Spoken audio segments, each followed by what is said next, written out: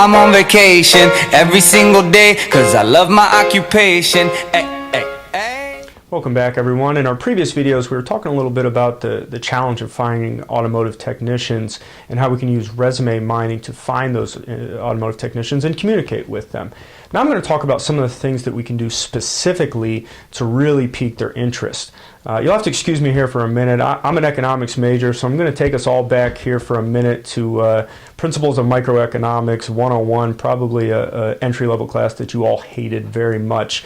So in Principles of Microeconomics, we learn that supply of labor and demand for labor determine your equilibrium wage, right where those two cross. Well, the problem we have right now, obviously, is that the demand has gone way up and the supply has shrunk way back. So now you have an equilibrium wage way up. We need to recognize that. We cannot expect to pay $25 an hour and get our plug-and-play A-level technician. It's just not going to happen. So first and foremost is you got to pony up a little bit more. You got to offer something more than what they're doing right now, and a good place to start is with increased hourly wages. Now, obviously, that might not get it done on its own. If we're searching outside of our market, we need to do something, maybe helping out with relocation expenses, offer some kind of a sign-on bonus, or do something a little more creative with a quote-unquote retention bonus,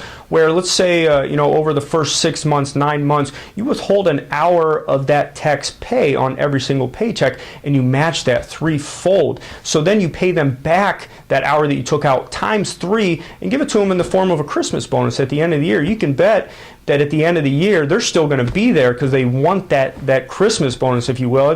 By then it could be $5,000, $10,000. That's a big incentive for them both to start with you and to stay on with you. So it does a nice job in two ways of getting them to come over and then getting them to stay with you. A 4-day work week is something that we've seen a lot of success with. Make them do 4 10s instead of working a traditional 5. Most technicians really value their leisure time, really value that weekend time.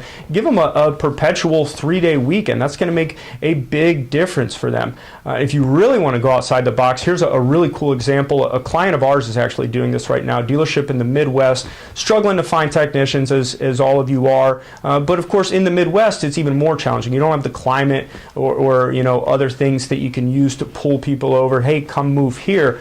So what he has decided to do is at the end of the first year of employment, given that the technician has met some basic requirements for just being a good employee, showing up on time, not causing any problems, things of that nature, he is paying for a down payment on a new house for that candidate, given that they obviously meet credit requirements. But that's strong. Those are the things you need to do. That's how bold and dramatic you have to get right now if you truly want to attract top-level automotive technician talent.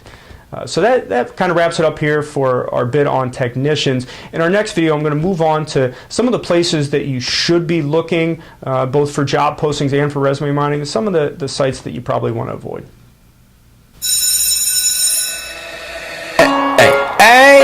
I'm on vacation every single day, cause I love my occupation.